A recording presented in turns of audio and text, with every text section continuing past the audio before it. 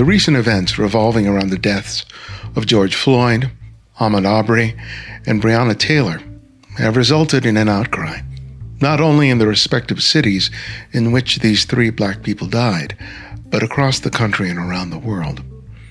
It's brought to bear not only the issue of deaths at the hands of police, but the lingering issue of inequality and injustice experienced by people of color here in the United States. Witnessing on video, one man being suffocated to death by an officer of the law, and another man chased down by a truck with armed men who took it upon themselves to deprive him of his rights and his life, gives rise to so many emotions, not least of which are anger and grief. There are those that react to this time with their usual posturing, explaining these events as the fault of a few bad cops or bad people who brought it upon themselves. They say that these people were not respectful of the law and the society that, at least on paper, is intended to treat all of its citizens equally. Everything is okay, except for a few bad apples. I've struggled with what to say about all this. Though I don't have a huge platform, I don't take lightly the voice that I do have in our small photographic community. I try to bring integrity and honesty to all my work, especially this podcast, and it's especially important to me to do so during times like these. So rather than using my singular voice, I invited two Black photographers, Idris Solomon and Cheriss May, to discuss recent events and the role of photography in documenting not only demonstrations, but the stories of these and other communities. Cheriss May is a visual storyteller, an adjunct professor at Howard University, her alma mater in Washington, D.C. She is the president of Women Photojournalists of Washington, WPOW, and co-chair of the Photography Committee at the National Press Club. Idris Talib Solomon is a photojournalist and portrait photographer based in Brooklyn, New York. In 2016, he was awarded a Fulbright Fellowship to photograph hip-hop culture in Ghana. He is also the host and producer of the Black Shutter podcast. Regardless of your political persuasion or personal life experiences with regards to race, I hope that you will take this time to listen. It's not required that you agree with everything that is said. It's not about right and wrong. It's just about listening. Something that all of us, regardless of race, ethnicity, sex, sexual orientation, or political affiliation, should do a lot more of. In this country, our Constitution promises us the freedom of speech. It's one of our rights as citizens. There's nothing in that document that promises that we'll be heard or listened to. That's a choice that has to be made by each of us, especially in moments of disagreement.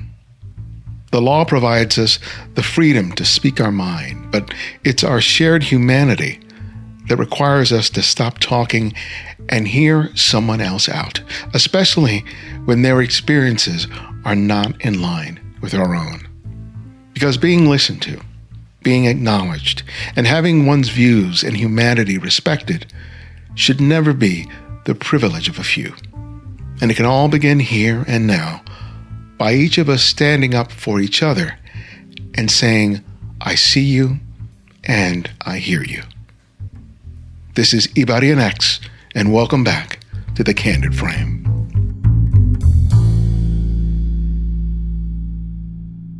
Thanks for doing this, guys. For the last couple of weeks, I have been thinking about what role I wanted the show to play in terms of the dialogue that's happening with this. And I thought it was better than me sort of giving voice to it myself, that it'd be much better to have a dialogue with people. Because one of the things I was realizing over the last 2 weeks is outside of my own household, I really haven't discussed this stuff in depth with it. You know, my wife and I have talked about how we felt about it, but I really hadn't, beyond that, really considered what kind of conversations I would want to have with people outside of my own home and my own family. And I think it is an important dialogue to have, especially amongst photographers who are actually documenting what's happening right now, but who have also lived the experience of being color in this country. Just briefly, I experienced the LA riots back in, I think it was 91 or 92. Mm-hmm.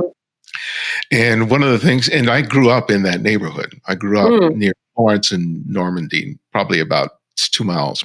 My family's home is there. And one of the things that I remember very vividly, besides all the chaos that was happening, is the presence of a lot of photographers in those communities. Not just the photojournalists, but a lot of people who were just photographing independently.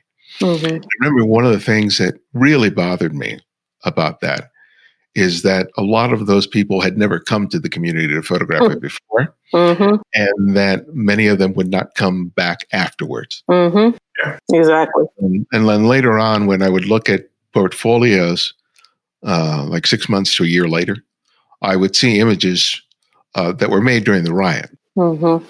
Mm-hmm. But they were without any sort of context or any sort of greater exploration of what had happened, what led to those events happening, and how things were changing. And that spurred me to work on a project that I've been working on now for 30 years on downtown Los Angeles, largely because I felt like at the time, this was years before it became what it is now in terms of gentrification, but it was a part of Los Angeles I had grown up in, and I felt what had been dismissed to a great degree. And I just wanted to, use my camera to sort of illustrate what I thought was beautiful and interesting about a part of Los Angeles that was thriving and important to a minority community here in Los Angeles.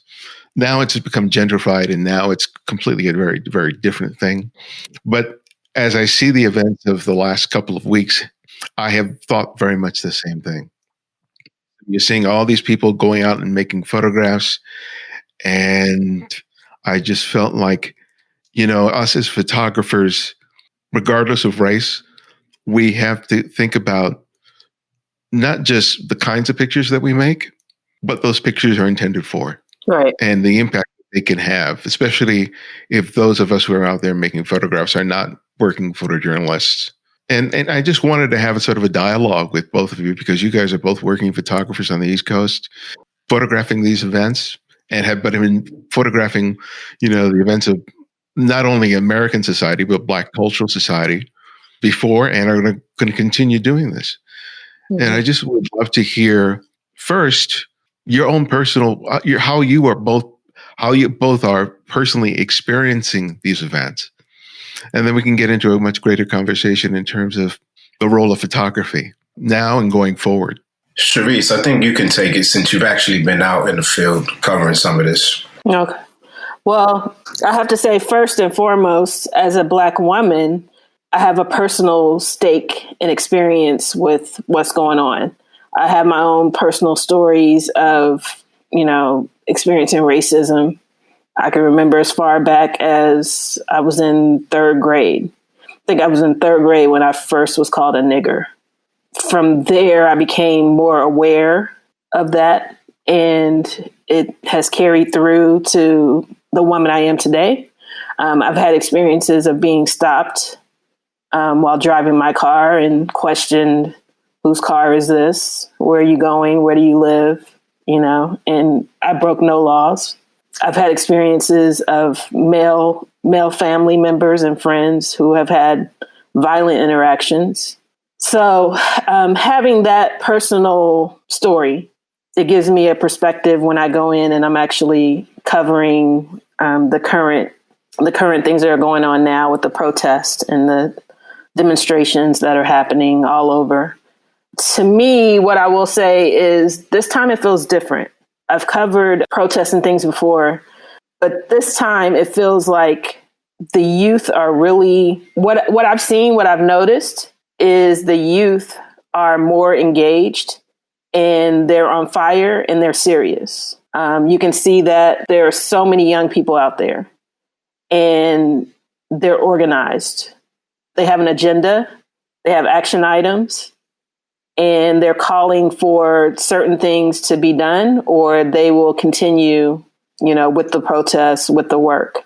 That feels very different because it's a stronger voice now. The other thing I'm seeing that's different out there are there are more white people out there this time. Whereas before, it was mostly Black people who were calling, saying, stop doing this to me and calling for a change. Now you have white youth who are out there, as well as I saw older people too. But like I said, it's been mostly like a younger movement in terms of who are really out there in the numbers. With them having, what I experienced yesterday was they have printed out their agenda and these action items, and they've given it to their legislative representatives. They're calling them, they're following up. So that's been probably like the biggest thing I've seen, is that the youth are more engaged, which they have time and they're not giving up and they're not scared. That's the other thing. They're not scared to voice the problems that they see. And they're not scared to demand for these changes. Idris? Well, this time around, I've been closer to home, and I've been watching some of my friends out there really covering this protest top to bottom, and with such a high level of quality. It's amazing. It's one of those things where fast forward 20, 30, 40 years, and 2020 is in the history books. I would be proud to say that I know a lot of the photographers who were documenting this time in our history. So I've been close to home. I have a 5-year-old son. And for me, the question of, should I be out there covering this, or should I be here covering my son? And that's been a big question mark throughout the last week and a half when the protest began. And last night was the first night that, I told my wife, I'm going to go out there. There were a few events happening, and I picked one that was close to home, and I packed up my gear and I went out. And by the time I got there, the crowd had already dispersed, and I was online trying to figure out if there was something else happening that was close enough that I can get to. And the social media feeds had it updated at that time. So I just said, all right, let me just go home. And when I got home, I started seeing all the feeds update. And at that point, I just decided to stay home. But, my wife was worried, rightfully so. I would have been choosing to go out after the curfew that was set in New York, which means that just walking to my car, I could have just been arrested. Just walking to the car or driving hard. And I'm seeing footage of police officers yanking people out of their car after curfew. So those are things that, I have to take into consideration. And, I didn't grow up with a father figure at home. So the last thing I want to do is put myself in a situation where I'm not at home for my son. So with that, I do know that there are other ways that we can be protesting and we can be revolutionizing. It's not just a one size fits all type of situation. We can revolutionize by reading and informing ourselves, equipping ourselves with enough knowledge and information so that the wall is not pulled over our eyes anymore. We can write, we can contribute with words. I'm seeing a lot of photographers being jerked around with their licensing. So it's also bringing awareness to how we can properly get our business stuff together so that we're not getting jerked and we get the proper value for our photos. There's a lot of different ways that we can contribute to this protest without being in the front lines with our cameras. And another thing is, I have to ask myself, am I prepared to go into a protest as a photographer? And for me, that means putting aside the art part of the photography and being there for the right cause, the right reasons, and also understanding that if I choose to go as a professional photographer, that my camera is my weapon. But it's hard for me to feel like my emotions won't rise up and I'll put the camera down and I'll pick my fist up or I'll pick up something else and want to really get aggressive and violent if the time calls for that, So there's a lot of mixed emotions for me going into something like that. It's when do I put the camera down and when do I go at somebody's neck, and I don't want to have to be put in a situation where I'm weighing those options, Yeah, no, I completely feel you, because it's not like you're covering an event that is about somebody else's experience. This is Mhm. so much about our lifelong experience, Mhm. being subject to overt racism and microaggressions and all that other stuff. I mean, as you said, Cheriss, I mean, it's great to see the youth out there really taking this up Mhm. as the cause, and it's always been the youth that have affected these sort of great changes. I had to admit to myself this morning when I was really thinking about it, how much I had come to accept my experience as a person of color in this country. Mm. How I have grown to sort of anticipate that I may have less than ideal experience with the police, or I may have to contend with some sort of microaggressions from someone. Mhm. You know, I leave. There's not a day that I don't leave my house thinking about the possibility that something may happen, not to the extent that happened to George Floyd, but it's happened enough to know that today there's a possibility that I might have to deal with something. And how do I sort of prepare myself in the way that I dress, in the way that I speak, in the way I interact with different people to minimize the possibility that it can happen, right? Yeah. And how I've just sort of come to accept that that is part of my existence here in this country. You know, I've had the experience of being outside of the country. And I remember the first time I left the country and I went to Europe, and how odd it felt to be looked at not as Black or Afro Latino, but as an American. Oh, you're an American, right? Mhm. That's the way people were identifying me and speaking to me. And to think that, wow, there's I can have a different experience in how people react to me that isn't based on the color of my skin. But I think that is sort of the burden that a lot of people until recently didn't really completely understand, is that sort of everyday sort of that anticipation of something that may happen, even if it doesn't happen that day. It's kind of like, okay, today I didn't have to deal with it, but tomorrow I might, or next week I might. And Yeah. nobody wakes up thinking that they're going to be the next George Floyd or Breonna Taylor. Oh no, We we don't wake up thinking that, but it's in the back of our heads that something can happen and things could escalate to the point like very fast. Mhm. And we're not considering that, but we know that that's part of our existence. And to your point, 2016, I moved to Ghana for 8 months. I was out there with my family, and for the first time in my life, like I felt like really at ease, And there was a transitional stage where I had to understand that I'm bringing my Western culture into their culture, And although I'm Black and I'm dark skinned, and everybody, they welcome me with open arms, like "Welcome home, brother." Like, how long have you been away? Those types of things, which was great. There was still a culture shock, and I had to recognize my privilege as a Black American going into West Africa. But after that transitional stage, there was a lot of ease as far as not having to worry about being profiled or being attacked because of my skin or any of those things.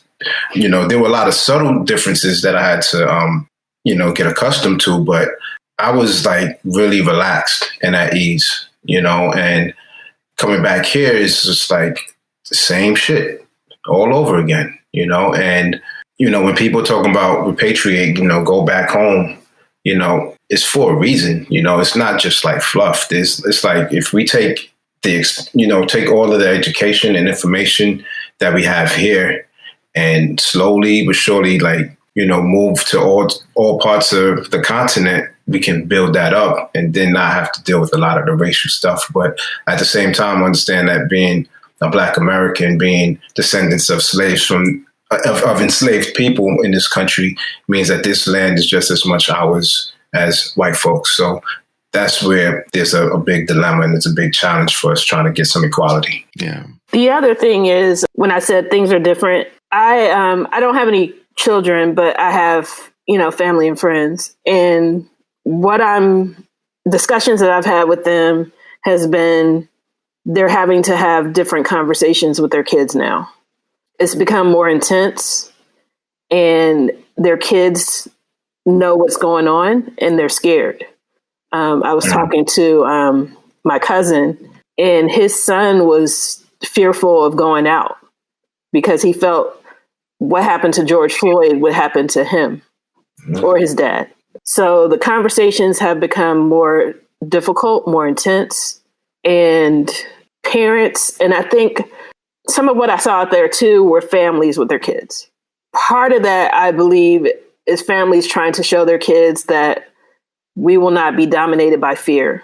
The other part of that is to show them the power of protest and to be able to be out there and show them there are more people that are with you than there are against you.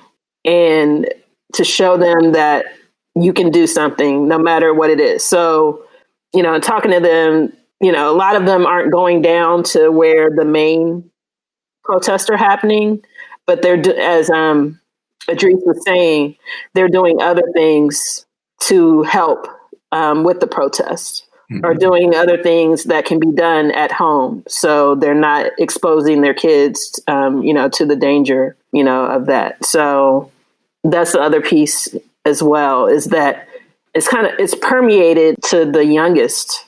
I saw little kids, 1 to 3 years old with signs marching. I saw little kids in strollers with signs. So it's definitely different this time. And my hope is that this is not just a temporary anger. This is not just a temporary, let's march, for a couple weeks or so, and then it just kind of dies down.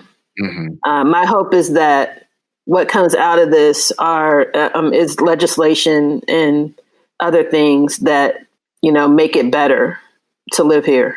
And like I said, the youth are really taking the lead on this, and they are following up with their legislators. They're calling for people to register to vote and to vote in November.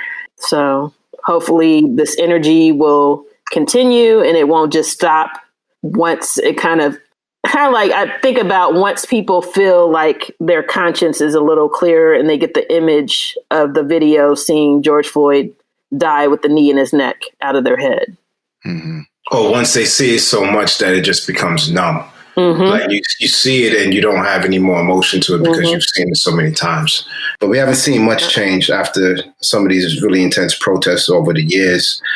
But what I think is different now is that technology makes sharing information a lot easier, a lot quicker.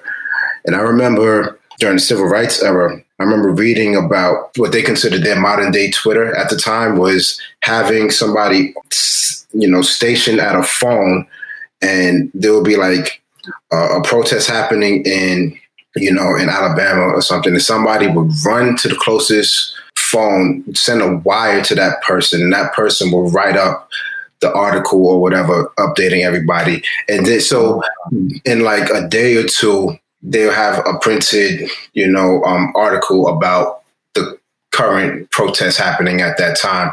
And that was like their Twitter in a sense, so that people in all these different states, probably metropolitan areas, were able to be updated on what was going on. Well, I didn't know that. And now is Twitter. Now is people organizing through specific Instagram accounts and using Instagram stories to be like, hey, this group A that was at Washington Square, we're headed southwest right now to the Brooklyn Bridge. The Brooklyn Bridge crew head north, and we're going to converge and meet, and then we're all going to go to Barclays Center at 3:00 or whatever.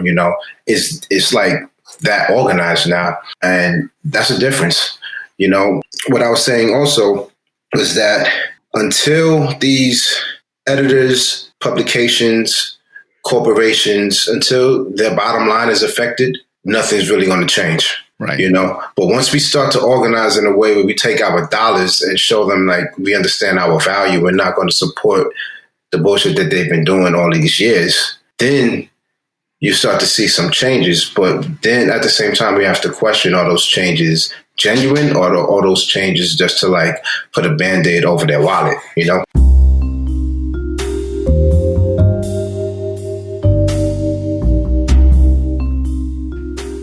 thanks to all of you who have chosen to support the show financially over these many years. Your generous donations provided me the means to create the show. And when I began the podcast in 2006, I had no idea what I was doing. I had just become familiar with podcasting and knew nothing about recording and editing audio. I just had an idea, and I just did the work to figure it all out. Along the way, there were people who wrote me and told me how much they appreciated what I was doing, even though it was less than perfect. They encouraged me to keep moving forward, and on occasion helped me with donations, which helped to ease the load out of my own pocketbook. There were a lot of mistakes that I made along the way, but through it all, many of you stood by me and let me know that I was doing a good thing. And for that, I'm very, very grateful. Even as well established as this show is today, your contributions are still valuable to the work that we do. So if you believe in the show and it makes a difference in your photographic life, become a Patreon supporter today. You can begin for as little as $5 a month by visiting patreon.com/The Candid Frame. If you've been thinking about doing this for a long time, today is the day to finally do it. Thanks. Yeah, I've seen all these corporations that are putting out these things, on Twitter, on social media about supporting the movement. And it's like, you wouldn't have seen that a year ago. But yeah, how lasting is it and how significant will it be? That's the real challenge. But it seems like just because there's such an awareness, cross-sectional awareness across all these different peoples, that I think that long-standing change is a greater possibility today than it was 6 months ago. So that's really, really heartening. Getting back to your choice to stay at home. I mean, that was my choice back in 92, and it's been my choice now. Not just because I didn't think I could get great pictures there. That wasn't an issue for me. Is that I knew that I wanted to make different pictures, and that the pictures that I want to make are about the people and the community that I feel whose stories aren't being told. Yeah, that's always been at the focal point of my mind. And I know that both of you guys have worked on personal projects, but I want to kind of talk about that, because regardless of what people are doing now in terms of photographing the demonstrations and how those images get used, I think that the images that people produce of the Black community, the lesbian gay community, the Latino community, the Asian community, that tell intimate, personal stories are the kind of images that are incredibly important to really kind of affect change. Because I think when people get to relate to the other's humanity, that can go a long way. And I think that we can't lose sight that regardless of whether, mainstream media decides to publish that or not, or pay us adequately or for that work, that shouldn't keep people from creating the work. And as you said, with Twitter and Facebook and websites, we have the means by which we can get those stories and those pictures out there.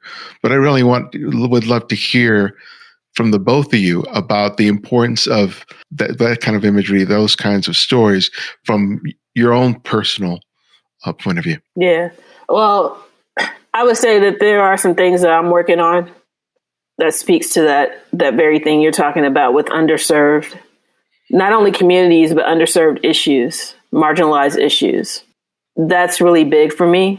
And what I've come to, we're still in the middle of a global pandemic. Yeah. So in the midst of everything else, and that was another thing that was different because I had to wear a mask all day yesterday in the heat, out there. So that was different, getting used to breathing through it. I would have to say during the whole coronavirus, where I've had time at home to really think about what I'm doing, my career, what I want to do, what's important to me, I've realized that that's one of the things that is important, that I want to do those stories of marginalized people and issues. So I've actually been working, like I said, I've been working on some stories. I'm continuing to work on them. And I feel that there are things that need to be told, because I don't like when the full story is not told. I don't like when someone comes in, and especially how you were talking about before during the riots in LA in the 90s. I don't like when somebody just comes in like a helicopter and just comes in real quick, gets something that they're looking at as possibly winning awards, or, you know, like a Pulitzer Prize or something, and then they're back out. But like you said, they're not telling those stories of the community, of the people before and after. Mm-hmm. So to me, it's really important to tell that full story and to tell those other stories, you know, from the community. So it's personal work. You know, it's not that like I'm working on something for a publication, but I've just come to the realization that I'm just going to have to do the work myself. And whether a publication wants to publish it or not, I'm still going to tell the story. For me, photography was not, and is still not, the primary focus for me professionally. I sort of started photography as a byproduct of being an art director. So I come from an advertising and digital design background, and that's been my forte for several years. Photography was just a way for me to be creative without sitting behind a computer for hours. So when I decided to become serious about photography, and I realized I kept spending more money on camera bodies and lenses and things, I'm like, well, I'm spending all this money. It's a lot of money for this gear. Mm-hmm. To me, I needed something to justify the cost. And I said, you know what? I'm talking to myself. I'm like, yo, Ed, if you drop this $1,500 on this body, you better use this, because, yo, you know you ain't got $1,500 like that to just let this get dusty. So I said, you know what? All right, Ed, yeah, this is what we're going to do. When you buy this camera, you're going to buy this gear, you're going to go and tell stories in your community, stories that are undertold, misrepresented. You know, you're going to tell stories that, you know, you want to see out there that you haven't seen. Right? From your perspective, a Black man with a camera, a Black person with a camera telling stories in a Black community is a specific perspective that we have. And that, to me, I said, I'm going to tell these stories and I'm going to share them. And that's it. And that is the justification for me spending money on this gear. Now, if anything additional happens from me telling these stories and sharing them, like if I get attention from an editor or a publication or whatever, or it gets published, that's a cherry on top. But that's not the goal. But something in me said, if you tell these stories and you spend like good time on them and you treat them with care, then they will get the attention that they deserve.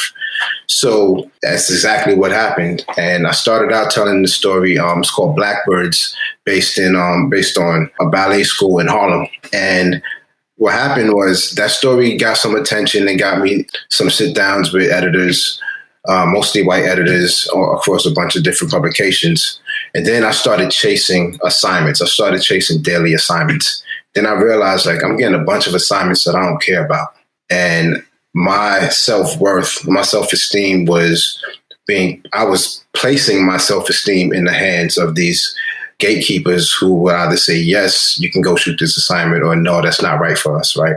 And I'm sitting there feeling like shit, because I thought that I was feeling like I'm a good photographer, but my value was slowly diminishing the more I was trying to chase these daily assignments that don't mean anything to me. So at a certain point, I just said, F it all. I'm not contacting nobody. Like, if you want to work with me, cool. If not, I'm not reaching out to any editors anymore, you know, and I'm just going to focus on telling these stories again. Go back to the root, go back to the original reason why I started doing this. Mm-hmm. You know, I kept telling these stories and I was feeling better about myself. And then I eventually moved on to doing video. The first mini documentary that I created was about a Black lacrosse director in Brooklyn. And, you know, that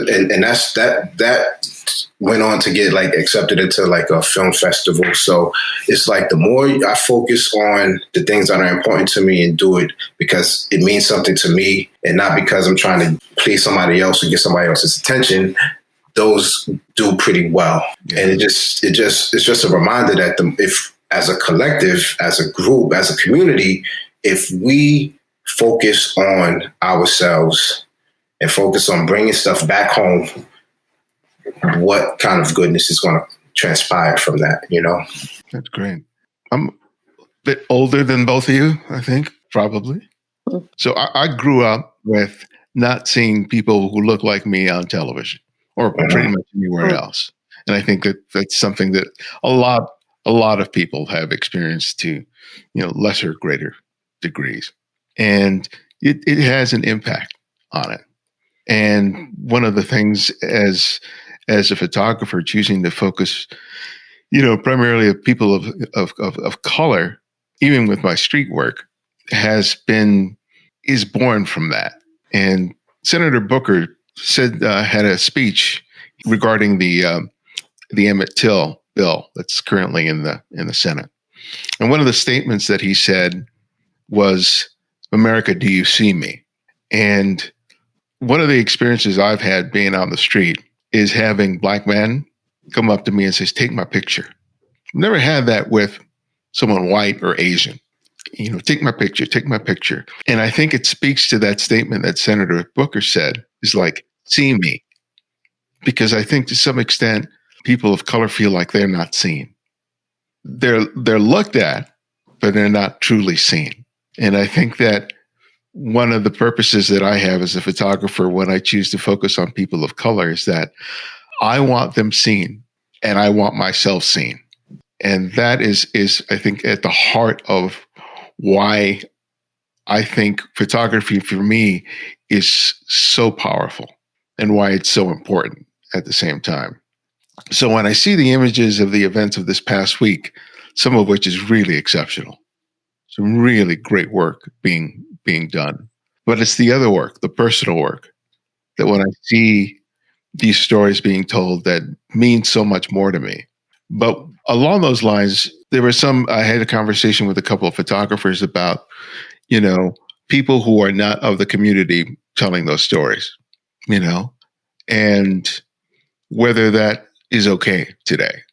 And I felt like for me, it's not so much the color of the person making the photographs, but how educated they are about the issue, the people, and the circumstances. It's like, well, why is it important to you to tell those stories, right? And why do you need to be the person to tell that story? So if you're white going into a Black community, or if you're a straight man going into a community of transgender, doesn't mean that you can't make those photographs, but you have to ask yourself, why are you making those photographs? Are you only making those photographs because, oh man, I'll be able to make some bomb photographs going in there? I think that it's the intention behind them is what is at its core, because I don't think it's fair for me to tell somebody that they can't photograph something because of their color, their skin, their sex, their sexual orientation, anything like that. But I think that you have to ask yourself, why are you making those pictures? And I just welcome what your thoughts on that idea. I agree with coming from the perspective of purpose, because purpose will drive your actions.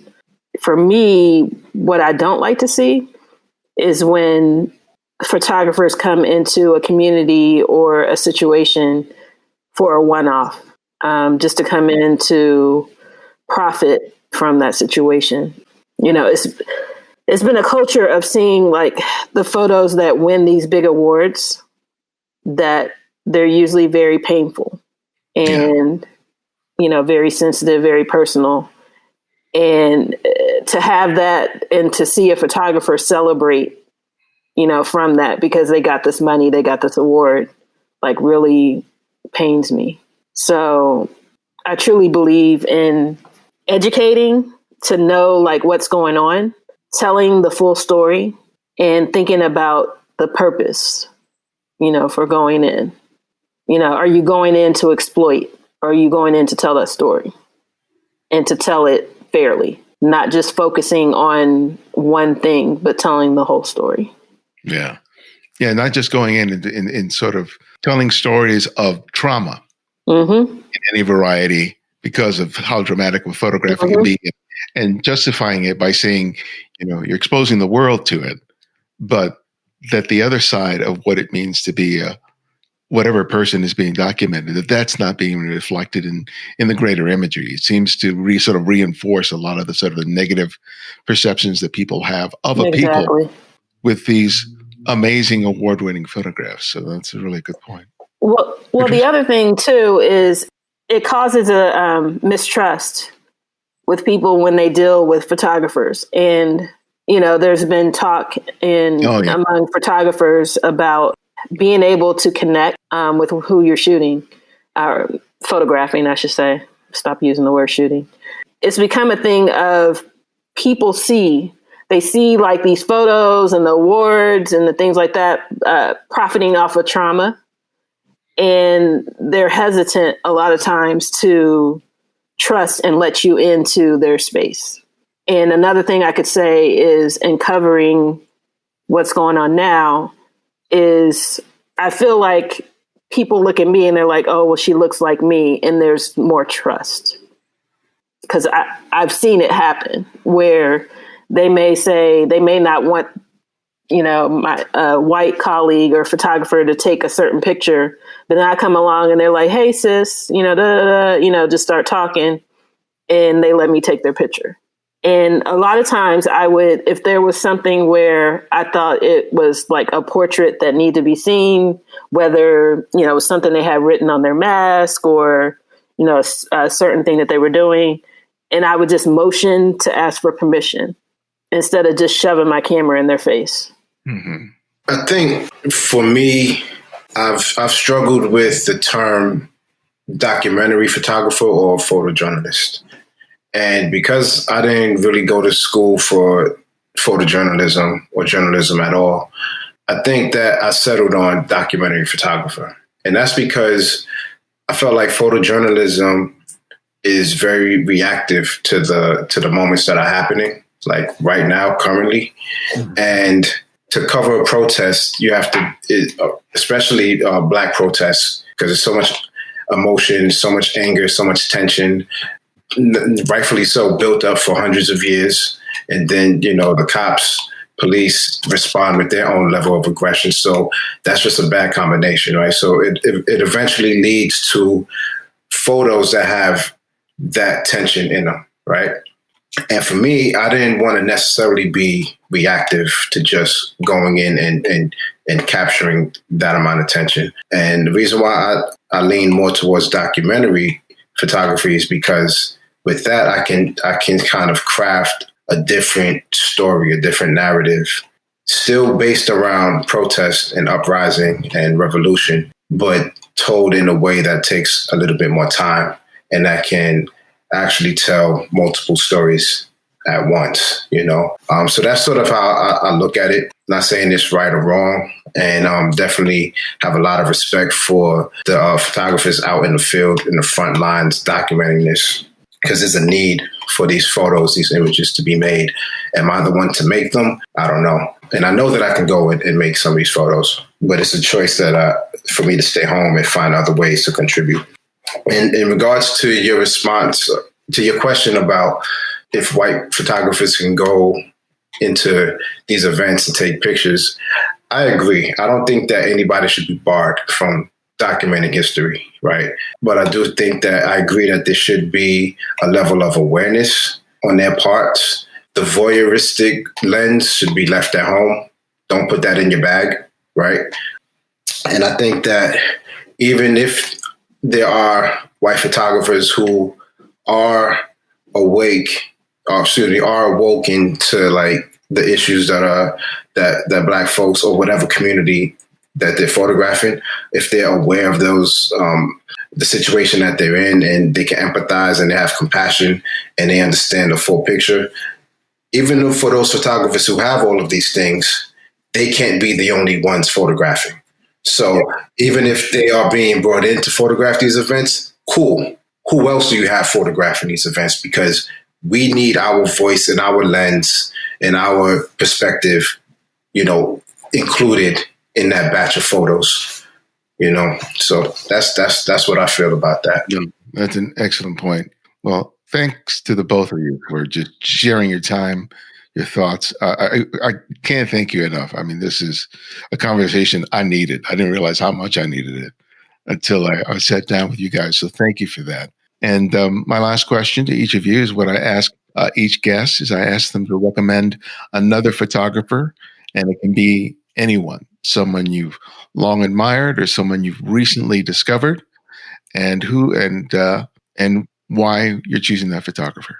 So, well, first of all, Barrayn X, thank you for having me today with the Idris. The photographer, I think you already had the first one I was going to recommend, which is Michael McCoy. I think you've already interviewed him. I'm not sure if you've interviewed Laylah, Amatullah, Barrayn. No, I haven't. Okay, there you go.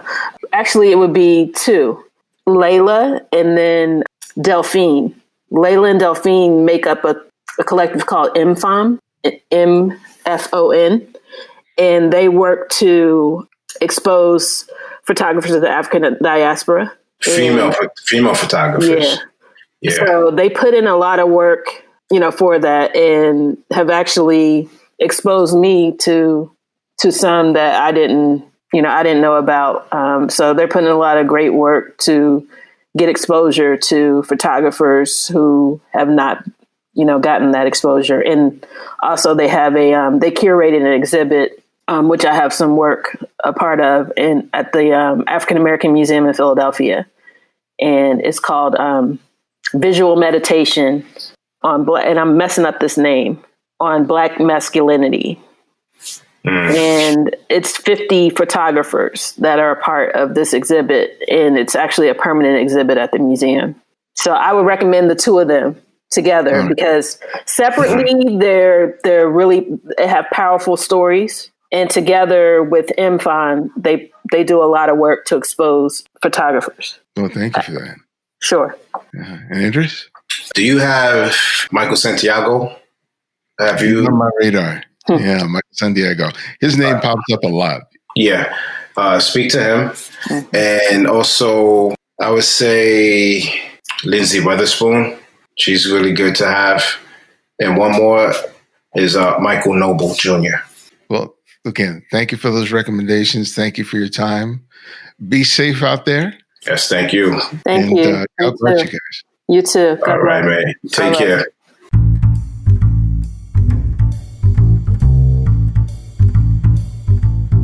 Thanks to Idris and Cheriss for joining us. Find out more about them and their work by visiting their websites.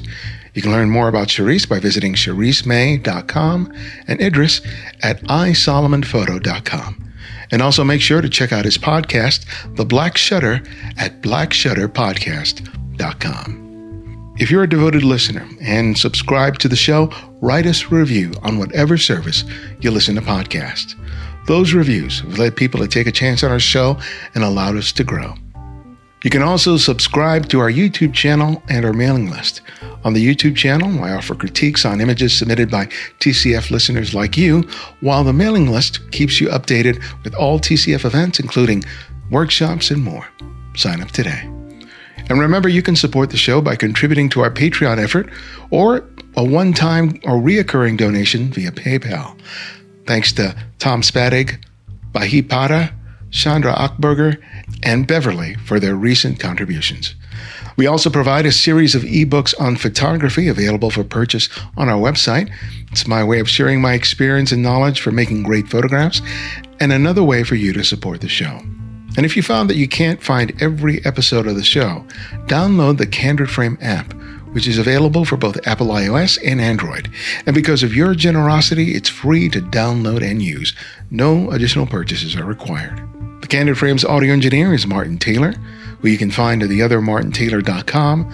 The show's senior producer is Cynthia Parker, and our music is from Kevin MacLeod, whose royalty-free music can be found at incompetech.com.